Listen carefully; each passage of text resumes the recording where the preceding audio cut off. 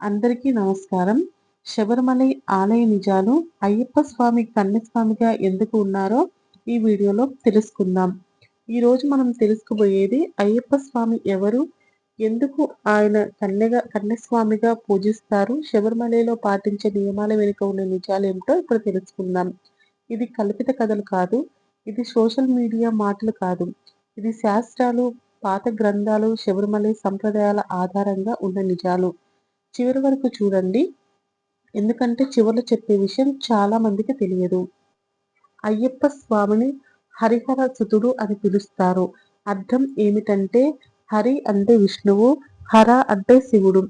శాస్త్రాల ప్రకారం మహావిష్ణువు మోహిని అవతారంలో శివునితో సంయోగం వలన జన్మించిన దైవ స్వరూపమే అయ్యప్ప స్వామి. బ్రహ్మాండ పురాణం, భాగవత పురాణం, దేవీ భాగవతం ఇవి మూడు కూడా అయ్యప్ప స్వామిని సాధారణ దైవంగా కాక ధర్మరక్షణ కోసం అవతరించిన యోగి స్వరూపంగా పేర్కొంటారు. ఇప్పుడు అయ్యప్ప స్వామి జీవిత తత్వం గురించి తెలుసుకుందాం. అయ్యప్ప స్వామి జీవితం మొత్తం బ్రహ్మచర్యం, త్యాగం, నియమాల మీద ఆధారపడి ఉంటుంది. ఆయన బాల్యం నుంచే ఆత్మ నియంత్రణ, ధర్మరక్షణ ఇవే ఆయన ఆయుధాలు. అయ్యప్ప స్వామి చేతిలో ఎప్పుడూ పెద్ద ఆయుధాలు కనిపించవు. ఎందుకంటే ఆయన మనోసంకల్పమే ఆయన బలం. ఇప్పుడు అయ్యప్ప స్వామిని ఏ దేవత వివాహం చేసుకోవడానికి కోరుకున్నారో ఆమెను అయ్యప్ప స్వామి ఎందుకు వివాహం చేసుకోలేదో, కన్యస్వామిగా ఎందుకు ఉండిపోయారో ఇప్పుడు తెలుసుకుందాం. దీనికి ఒక చిన్న కథ ఉంది. మాలికాపురోత్తమ పూర్తి కథ నిజాలు. మాలికాపురోత్తమగా పూజించబడే దేవి మహిషాసుర పూర్వజన్మ.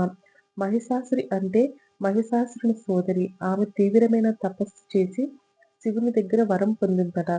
నన్ను శివ మరియు విష్ణువు సంయుక్త అవతారమే సంహరించాలి అని కోరుకుంటుందట.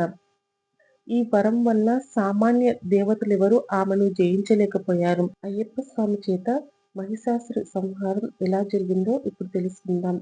లోకంలో అధర్మం పెరిగినప్పుడు శివుడు మరియు విష్ణువు ఇద్దరు సమ్మేళనంగా రూపుదిద్దుకున్న మోహిని అనే రూపం అయ్యప్ప స్వామిగా అవతరించారట. యుద్ధంలో అయ్యప్ప స్వామి చేతిలో మహిషాసురి సంహారం జరిగింది. సంహార సమయంలో మహిషాసుర హృదయం మారిందట. ఆమెకు అయ్యప్ప స్వామి తత్వం అర్థమైందట. మహిషాసురు నుండి మాలికాపురోత్తమగా మారడం ఈ కథలో తెలుసుకుందాం. సంహారం అనంతరం మహిషాసురి అయ్యప్ప స్వామిని ప్రార్థించిందట. స్వామి, నీ చేతిలోనే నాకు మోక్షం లభించింది. నిన్ను వివాహం చేసుకోవాలనుకుంటున్నాను అని స్వామివారిని అడిగిందట. ఇక్కడే ముఖ్యమైన విషయం. ఇది కామంతో అడిగిన వరం కాదు, భక్తితో అడిగిన కోరిక. అప్పుడే అయ్యప్ప స్వామి ఇచ్చిన సమాధానం మాలికాపురోత్తమ కథకు మూలం. అయ్యప్ప స్వామి ఇచ్చిన వరం నిజమైన పురాణ భావం ఇప్పుడు తెలుసుకుందాం. అయ్యప్ప స్వామి ఇలా చెప్పారట. నేను కన్యస్వామిగా శబరిమలలో నివసిస్తాను. లోకంలో ఒక్క నిజమైన భక్తుడు మాల ధరించి శబరిమలకు రాకుండా ఉన్న రోజున నేను నిన్ను వివాహం చేసుకుంటాను అని స్వామి సెలవిచ్చారట. ఇది తిరస్కారం కాదు, ఇది ఒక ధర్మ ప్రతిజ్ఞ.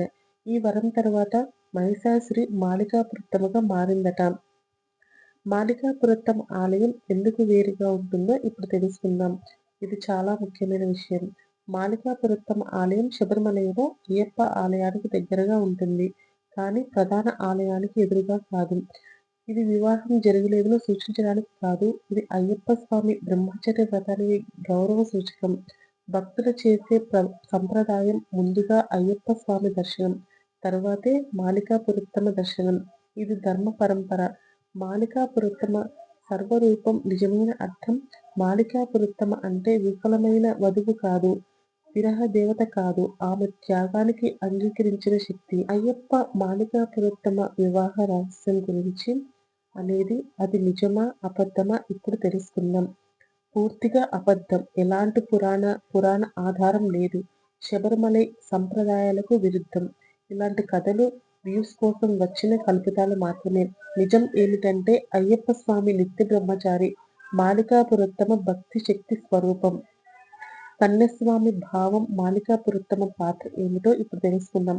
కన్యస్వామి అంటే ఇంద్రియ నియంత్రణ, సమస్త భక్తులకు మానవత్వం, వ్యక్తిగత బంధాల త్యాగం. మాలికాపురోత్తమ ఈ త్యాగానికి సాక్షిగా నిలిచిన దేవి. అందుకే ఆమెను భక్తితో పూజిస్తారు, గౌరవంతో చూస్తారు. కానీ భార్య కాదు. మాలికాపురత్తమ మహిషాసురి పూర్వజన్మ. అయ్యప్ప స్వామి చేత మోక్షం పొందింది. వివాహం జరగలేదు. ఇది ధర్మ నిర్ణయం. ఆమె భక్తి రూపంలోనే నిలిచింది.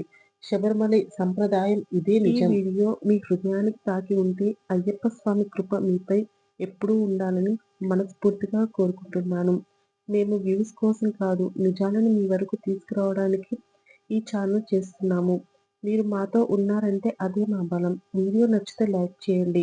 ఇలాంటి పవిత్రమైన విషయాల కోసం మా ఛానల్‌ను సబ్స్క్రైబ్ చేసి మాకు సపోర్ట్ చేయండి.